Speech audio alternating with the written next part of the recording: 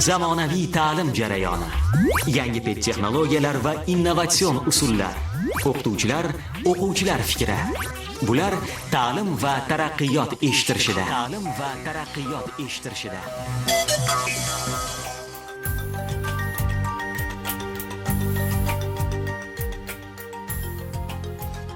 2020 yil 7-mayda prezidentimizning matematika sohasidagi ta'lim sifatini oshirish va ilmiy tadqiqotlarni rivojlantirish chora-tadbirlari to'g'risidagi qarori qabul qilingan edi.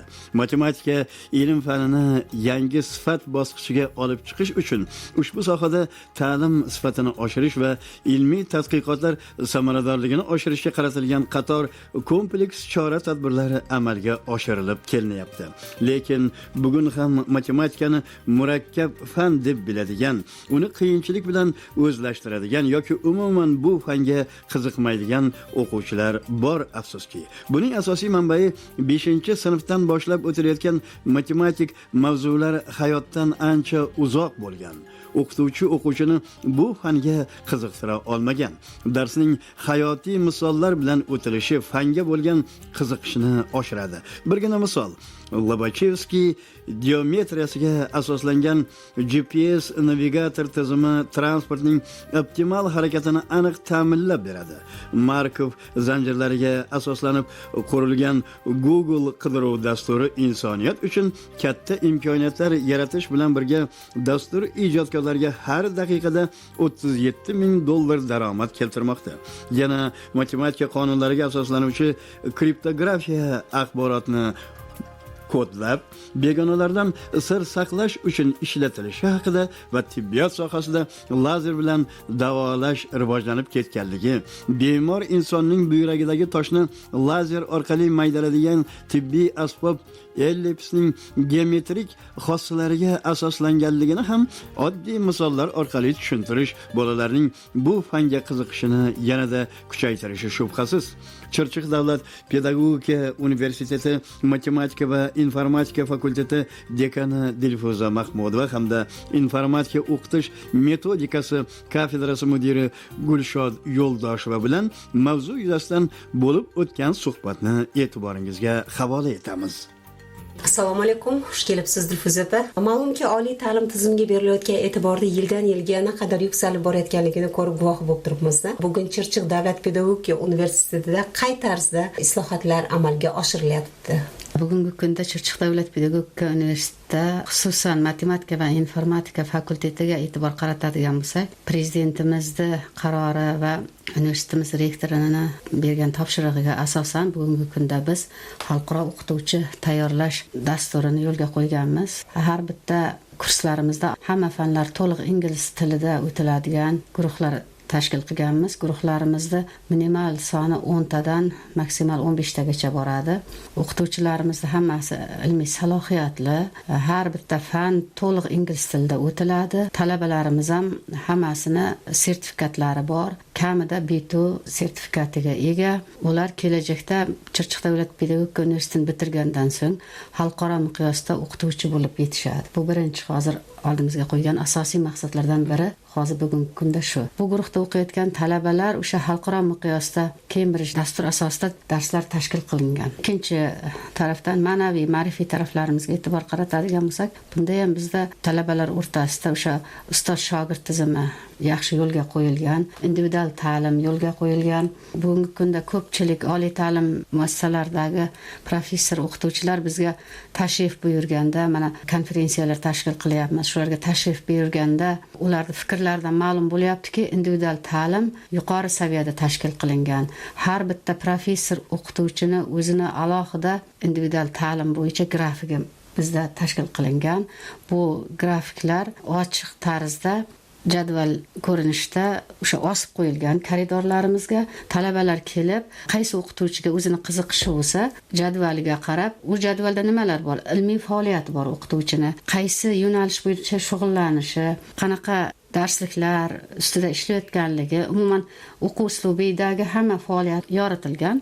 Qo'yir kodlar bilan ilmiy faoliyati deganda, masalan, qo'yir kodi bor, bosadi, o'sha bo'yicha chiqib keladi, hamma natijalar chiqib kelaveradi talabaning telefonida va o'zi qiziqtirgan savollarni u yerda oladida, shunga qarab o'qituvchini o'zi erkin tanlaydi. Keyin o'qituvchi bilan ishlaydi. Bu narsa bizda keng yo'lga qo'yilgan. Juda ham yaxshi bir islohotlar amalga oshirilayotgan ekanda. Demak, bu fakultet miqyosida-chi, fakultet bo'yicha qanday bir yangiliklarni amalga oshiryapsizlar shu ta'lim sifatini oshirish bo'yicha? Fakultetimizda bugungi kunda bilamiz, bugun IT sohasiga juda keng e'tibor qaratilmoqda. Shu maqsadda prezidentimizda o'sha 1 million dasturchi qaroriga ko'ra ishlar olib borilyapti IT sohasida. Matematika sohasida ham talabalarimizni xalqaro olimpiadalarga chiqishga tayyorgarliklar bo'lyapti va biz yana qo'shimcha ravishda ilmiy salohiyatimizni ko'tarish maqsadida ustozlarimiz ilmiy faoliyat bilan shug'ullanyapti va bu ilmiy salohiyat o'z-o'zidan ko'tarilmaydi. Demak, ularga ilmiy maslahat beradigan ustozlar kerak.